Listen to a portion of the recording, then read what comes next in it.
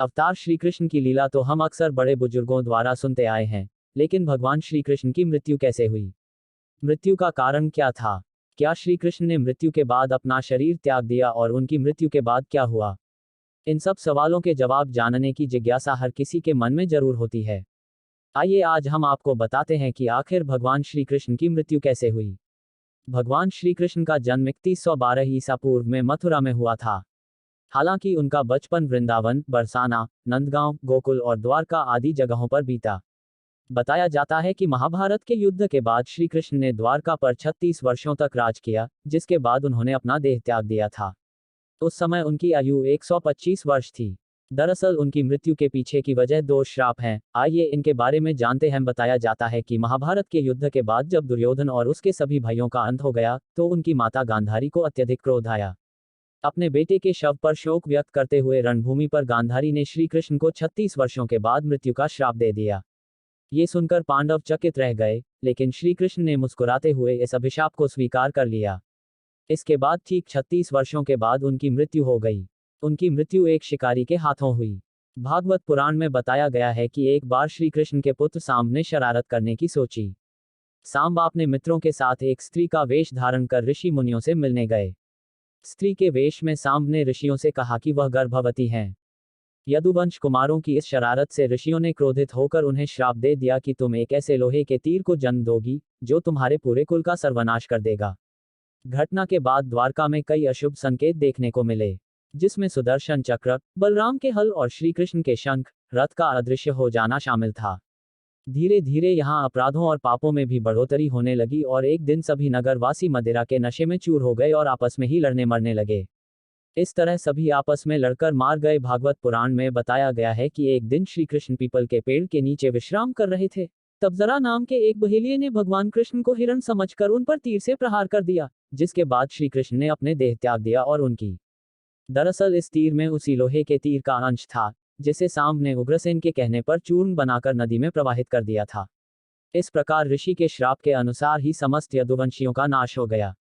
गांधारी के श्राप के अनुसार श्री कृष्ण की मृत्यु हो गई। बबलू, यार तू स्कूल क्यों नहीं जाता? संता ने दिया गजब का जवाब। नारियल के अंदर कहां से आता है पौष्टिक पानी? कुदरत के इस चमत्कार पर यकीन नहीं करेंगे आप। भागवत पुराण में बताया गया है कि एक दिन श्री कृष्ण पीपल के पेड़ के नीचे विश्राम कर रहे थे। तब जरा नाम के एक बहेलिये ने भगवान कृष्ण को हिरण समझकर उन पर तीर से प्रहार कर दिया, जिसके बाद श्री कृष्ण ने अपने देह त्याग दिया और उनकी मृत्यु हो गई। बेहद रहस्यमय है ये मंदिर। प्रतीकात्मक तस्वीर फोटो। दुनिया में भारत एक आस्था का केंद्र है। यहाँ पर कई चमत्कारिक और रहस्यमय मंदिर हैं। इनमें कई ऐसे मंदिर हैं जिनके रहस्यों को आज तक वैज्ञानिक भी नहीं सुलझा पाए हैं।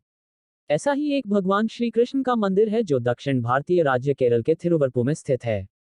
माना जाता है कि यह प्रसिद्ध मंदिर करीब 1500 साल पुराना है। आइए जानते हैं इस मंदिर के रहस्यों के बारे में। इस भगवान श्री कृष्ण के मंदिर से कई किंवदंतियां जुड़ी हुई हैं।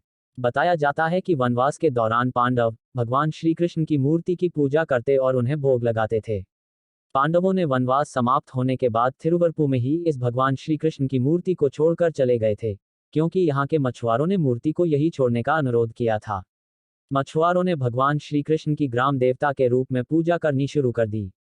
हालांकि मछुआरे एक बार संकट से घिर गए, तो एक ज्योतिष ने उनसे कहा कि आप सभी पूजा ठीक तरह से नहीं कर पा रहे हैं। इसके बाद उन्होंने भगवान श्री कृष्ण की मूर्ति को एक समुद्री झील में विसर्जित कर दिया। बेहद रहस्यमय है ये मंदिर। प्रतीकात्मक तस्वीर। विज्ञापन। केरल के एक ऋषि बिल्वमंगलम स्वामियार नाव से एक बार यात्रा कर रहे थे, लेकिन उनकी नाव एक जगह अटक गई। लाख कोशिशों के बाद भी नाव आगे नहीं बढ़ पाई, तो उनके मन में सवाल खड़ा होने लगा कि ऐसा क्या है कि उनकी नाव आगे नहीं बढ़ रही है। इसके बाद उन्होंने पानी में नीच डुबकी लगाकर देखा तो वहां पर एक मूर्ति पड़ी हुई थी। ऋषि बिल्वमंगलम स्वामियार ने मूर्ति को पानी में से निकाली और अपनी नाव में रख ली। इसके बाद वह एक वृक्ष के नीचे आराम करने के लिए रुके और मूर्ति को वहीं रख दी। जब वह जाने लगे तो मूर्ति को उठाने की कोशिश की, लेकिन वह वहीं पर चिपक गई। इसके बाद वहीं पर मूर्ति स्थापित कर दी गई। इस मूर्ति में भगवान कृष्ण का भाव उस समय का है जब उन्होंने कंस को मारा था, तब उन्हें बहुत भूख लगी थी। इस मान्यता की वजह से उन्हें हमेशा भोग लगाया जाता है। बेहद रहस्यमय है ये मंदिर। प्रतीकात्मक तस्वीर। दिन में 10 बार लगाता है भोग। मान्यता है कि यहाँ पर स्थित भगवान के विग्रह को भूख बर्दाश्त नहीं होती है, जिसकी वजह से उनके भोग की विशेष व्यवस्था की गई है। भगवान को दिन में 10 बार भोग लगाया जाता है। अगर भोग नहीं लगाया जाता है तो उनका शरीर सूख जाता है। यह भी मान्यता है कि प्लेट में से थोड़ा थोड़ा करके चढ़ाया गया प्रसाद गायब हो जाता है। यह प्रसाद भगवान श्री कृष्ण खुद ही खाते हैं। बेहद रहस्यमय है ये मंदिर। प्रतीकात्मक तस्वीर फोटो। विज्ञापन ग्रहण काल में भी नहीं बंद होता है मंदिर। पहले इस मंदिर को आम मंदिरों की तरह ही ग्रहण काल में बंद कर दिया जाता था, लेकिन एक बार जो हुआ उसे देखकर सभी लोग हैरान रह गए। ग्रहण खत्म होते होते उनकी मूर्ति सूख जाती है, कमर की पट्टी भी खिसककर नीचे चली गई थी। इस बात की जानकारी आदि शंकराचार्य को हुई तो वह खुद इस स्थिति को देखने और समझने के लिए वहां पहुंचे। सच्चाई जानकर वह भी आश्चर्यचकित हो गए। इसके बाद उन्होंने कहा कि ग्रहण काल में भी मंदिर खुला रहना चाहिए और भगवान को समय पर भोग लगाए जाए। बेहद रहस्यमय है ये मंदिर। प्रतीकात्मक तस्वीर। सिर्फ 2 मिनट के लिए बंद होता है मंदिर। आदि शंकराचार्य के आदेश के मुताबिक यह मंदिर 24 घंटे में सिर्फ 2 मिनट के लिए ही बंद किया जाता है। मंदिर को 11.58 मिनट पर बंद किया जाता है और उसे 2 मिनट बाद ही ठीक 12 बजे खोल दिया जाता है। मंदिर के पुजारी को ताले की चाबी के साथ ही कुल्हाड़ी भी दी गई है। पुजारी से कहा गया है कि अगर ताला खुलने में समय लगे तो वह कुल्हाड़ी से ताला तोड़ दें, लेकिन भगवान को भोग लगने में देरी ना हो। इसके अलावा भगवान का जब अभिषेक किया जाता है तो विग्रह का पहले सिर और फिर पूरा शरीर सूख जाता है। क्योंकि अभिषेक में समय लगता है और उस समय भोग नहीं लगाया जा सकता है। इस घटना को देखकर लोगों को अचरज होता है। अपनी प्रतिक्रिया व्यक्त करें। दिल की बीमारी से बचने के लिए जिम जाते समय न करें। ये दिल की बीमारी से रहना है सुरक्षित तो जिम में वर्कआउट करते समय रखें इन बातों का। अधिकांश मामलों में जब भी किसी पर कोई विपत्ति आई श्री कृष्ण तब तारनहार बनकर सामने आए।